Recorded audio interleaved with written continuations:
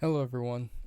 So this is gonna be kind of like an off video because this just got announced. I would have prepared for this recording if it wasn't for, I guess just me being kind of off and just being kind of lazy about it. It's also really, really late and I literally have to work the next day, so it's kind of annoying to be doing this at this time, but whatever. So basically, I want to just kind of do like, the quickest overview I can of the newer Can-Ams. I know people were, you know, not too happy with the last video I did because it's so negative, but this video is going to be not too far different. And I'm going to explain a few things in this video in particular that is going to make it a little bit different than, what I normally do. So basically, Can-Am released new Outlander 500 and 700 cc's uh, lineup of ATVs. Now, this is also going to be kind of unscripted, so if I just kind of stutter a lot, pause a lot, it is what it is. So, let's have a look at the 500 series and 700 series ATVs. And I'm going to tell you my honest opinion and what I feel because I'm not sponsored by Can-Am or any of them. So I do speak my mind, and I'm going to be very, very open about this stuff. I don't like these designs. I'm just going to say that now. I don't like these designs.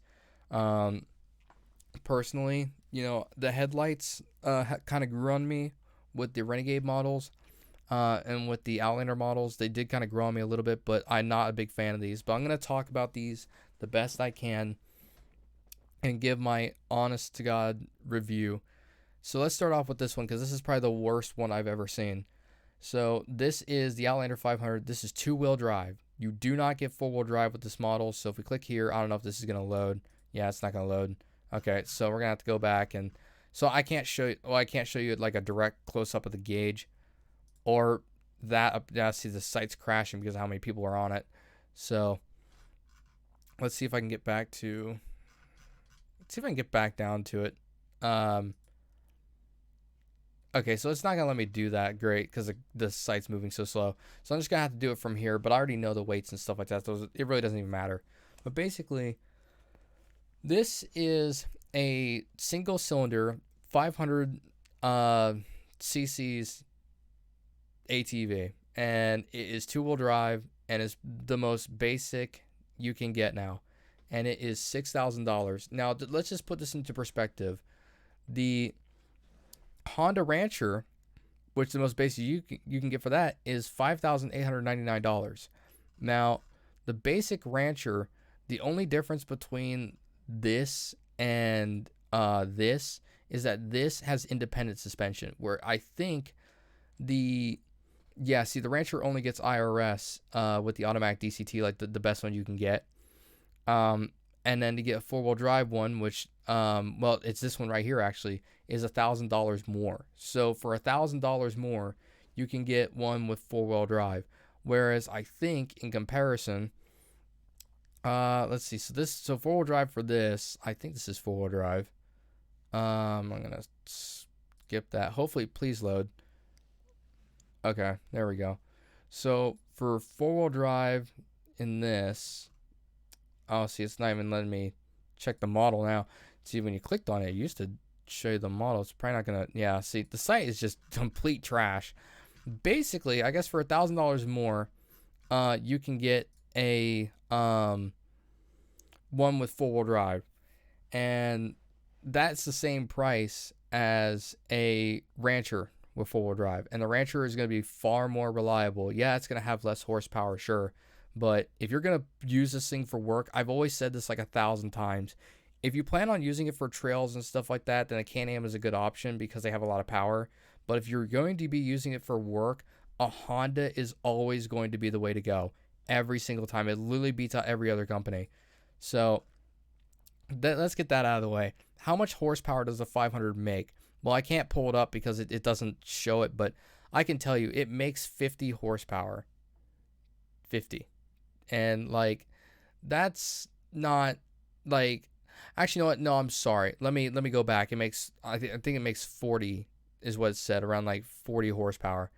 So that's actually like not that great. And like I said, it's also a single. So just remember that. It's a single. They also got rid of the trailing arm independent suspension in the rear. They got rid of that, so that's not a thing anymore. So just keep that in mind. So you don't have that. The Visco 4-lock is only available on the XMR model, which is $10,199. And for that, you get a four-wheeler that's 700cc single. It has the Pro, what was that called? The P-Drive clutch transmission, which I don't know how well that's going to hold up in an ATV, but we're just going to have to see how that goes. You do get, now with the regular ones, like I said, I can't pull it up, but I can definitely show you. You get a storage pocket right here in the rack, which is similar to Polaris. It's basically like a Honda, but bigger. So you do get that, and then you do get a storage pocket like right here, right in between right in that center spot with the handlebars, like right below the handlebars. You guys know what I'm talking about. You get a storage spot right there, which is basically the same thing as a Grizzly 700, which leads me to my next point, is this 700 right here, there's only like a 4 or 5 horsepower difference between this and this. And as for its looks, like it looks like a CF Moto mixed with like an Arctic Cat. Like I think the new Arctic Cat Mud Pro looks better. I don't agree with its price. I think its price is not that great, but I do think the four-wheeler kind of looks a little bit better. But my main problem with these things is this. They're single-cylinder motors. One with 40 horsepower-ish, and then the other one with 50 horsepower. So if we look at the 700 in particular, like this thing, if it's going to load, there we go. Now it's probably not going to load its gauge cluster. Oh, no, it did. So you get the exact same gauge cluster, which I don't mind that. I don't think this is a bad gauge cluster. You do get throttle by wire, so you do get that. You do get an extra smart like low range or something like that, which I forgot to mention. You get that too. And then I'm assuming this is your air intake right here. I don't know if you guys can see my mouse, but okay, you can. And these two right here are probably your belt exhaust and intake, maybe, or maybe they're still over here. I don't know. I don't have the machine, obviously. I don't see an override unless the override is the start switch, which it could be. Looks like they meshed all of your lights and stuff into this one switch right here. There's a kill switch. This one has the digitally encoded key. So you do get that. But yeah, if I go back to the back here, you can clearly see that the torsion trailing arm suspension okay. Well, that's nice. I didn't even know the site would do that. Anyways, what a funky way to mount the exhaust. Good luck, RJWC. Anyways, yeah, you can see the torsion trailing arm suspension is gone. You also get the crappy, the really crappy shocks you get in the stock machines. You get those. I just think this thing looks kind of awkward. I don't know.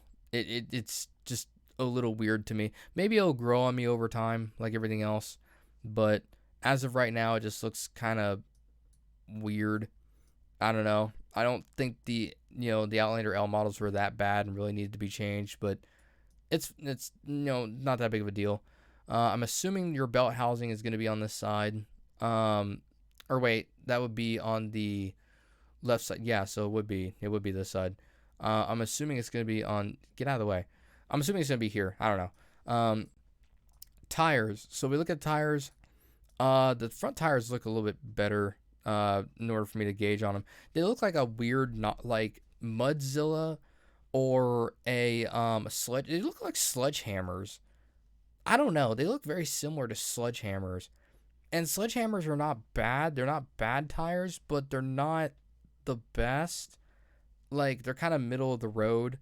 Like, bog standard, whatever. By the way, this thing is like around like 900 pounds too. So this thing weighs more than an Outlander 570 does. And it only makes like 2 extra horsepower. And you're not going to have that bump from a V-twin. It's also probably not going to sound that great because it's a single. So just something to keep in mind. Now, I'm not going to judge on sound because I haven't heard this thing yet. But so far, it's not looking too great. So that's basically those. As for the work ones, the way I feel about them, like I said, I don't think that these things are worth buying personally. I really don't. Just solely based on the fact that they really don't compete with, like, what they're trying to compete with doesn't work. Like, just to put into perspective, these 700cc motors that are in these things, they're all 650s, by the way, but they actually make the same exact horsepower as what I think the Suzuki King Quad 750 makes that much power, along with the Brute Force 750. They both make that kind of power, and the Grizzly 700 is not far behind. And then this thing, the 500, is falling down towards Rubicon class. And once you get, a hold of the Rubicon, that's a hard machine to fight, you know? I mean, I'll talk about what happened to mine in a later video once I get stuff sorted out, because there's some weird stuff with that thing. But this is just one of the weirdest decisions I've ever seen Can-Am make. Now, if the 700 was a V-twin, I feel like it would be better off. Oh, there we go. Now I can actually view this. Okay, cool. The site won't crash. Yeah, so there's your P-drive transmission. And it does have like the what's it, like the smart low drive, whatever the hell it's called. But yeah, here you go. So this is what I was talking about. 40 horsepower for the 500, 50 horsepower for the 700. And then it's got selectable two-wheel drive, four-wheel drive with the Visco lock, auto-locking front diff. It's got the Visco bullshit. It doesn't have the Visco 4-lock. But, it does have, this one has power steering. But you can see right here its engine displacement is 650 in between, I guess, both these two motors. I don't know. Yeah, they both use the same motor, so there you go. So I think that this is just a detune. The 500 is just a detune of the 700. I don't know. And if that's the case, why would you buy the 700 when people can just create tunes for the 500 to bring out the 700? So that really makes no fucking sense, but okay. But you can kind of see here what I'm talking about with this thing. The suspension, you can see it's rear double A arm, so it's the exact same suspension setup as what you would see on like a Grizzly 700 or a Kodiak 450, Honda Rubicon, stuff like that. You'd see it on those. This is nothing special at all. Tire size, nothing special here. Brakes, it's dual piston caliber in the front, single piston in the rear. That's actually or wait, what? Oh, never mind. They're both dual pistons, just that this has still got the single brake that they always have, so that's whatever. Dimensions, this is what's important. So the XMR weighs a little bit more, and the 700 weighs a little bit more. This is actually the weight for the 500 you're seeing right here. So it's 825 pounds. That's still a lot of weight, because if you compare that to a Grizzly 700, I don't know if it's going to show the weight on here. Let's see, class dimensions. Here we go, wet weight. So this is the XTR. This is the heaviest that the Grizzly can get. 783 pounds. And where was this at? Yeah, and this is the 500, which makes less horsepower than Grizzly 700 does. That's kind of where my problem comes in with this machine, is I don't understand. The 570 really wasn't that bad. Its price was a little high, but inflation's always going to be a thing. It's one of the things you're always going to have to deal with. But, I felt that they were fine by the end of the day, and the 450 had a place at the time. I didn't agree with the 450 very much. I felt that, if you're going to get a 450, you should get a 570 instead. But the 450 still had its place in terms of being something that was very budget friendly, and it's been around for, a hot minute. These motors are brand spanking new. Brand new. And with that in mind, these are probably going to have issues, they're probably not going to be perfect right off the line. I'm sure Can-Am has tested these before, but after owning a 450 that was brand spanking new, that thing had loads of problems. Never was good at all, so these things are probably going to be very, very similar, So if we look at features, man, I'm getting tired. If we look at features, you have the 4.5 digital display, which is the exact same one that you get on all your Renegades. You get that on you did get them on the Outlander 570, stuff like that, blah, blah, blah, whatever. You get a USB phone charger. Almost nobody's going to use this shit, which is understandable. This one has a mechanical key. So one thing I forgot to mention is that if you get the base model one, or I think the I could be wrong, but I think the D, or what the hell you call it, the DPS, yeah, DPS model. I think you get the standard key with this. Yes, you do. So you don't get the digitally encoded key with this, which to me that's not that big of a deal. I don't really care too much about that, but um, just something to keep in mind. But now that I can actually see this, you can see the storage space right here, and you probably can't see it unless I scroll this way. There's another storage spot right here. So this is basically Grizzly 700 right there, and then this is just Honda Rubicon but bigger. This storage spot is gonna be worthless. Fuck off. This storage spot right here is gonna be damn near worthless because it's right above the radiator, so it's just gonna get hot in here. So you're not gonna want to use that. And then this one right here, if it's watertight, that's a good one. Like, I can see that being pretty good. However, I don't know how you're going to access your air filter. I don't know, because that's typically where like the air filter would be and stuff like that for Can-Am. So I don't know if it's going to be like, I don't know, over on this side, or if they're going to put it over on like this side, or maybe underneath the seat. Maybe they're going to put the air filter underneath the seat right next to the fucking battery. I have no idea what they're going to do. The stock tires are the same exact tires as what they're using on the Polaris. That's fine, I guess. But overall, this video's been a little bit longer than I would have wanted it to be, but whatever. I was just kind of rambling away.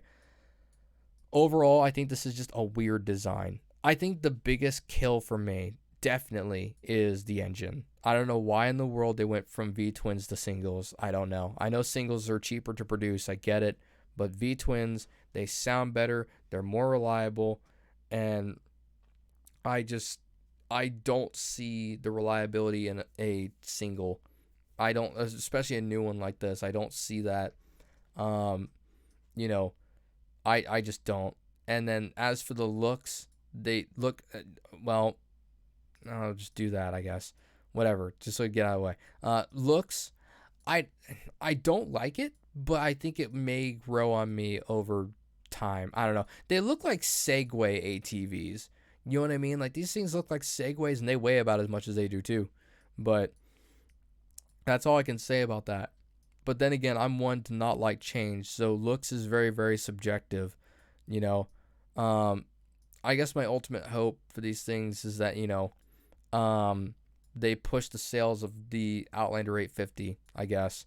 You can also see here that the frame hangs down right here in the center, so it's going to have less ground clearance, similar to how Polaris's are, so that's just wonderful.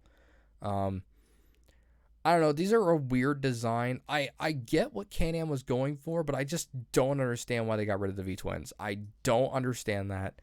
It would have been so much better if they would have just left V-twins in it.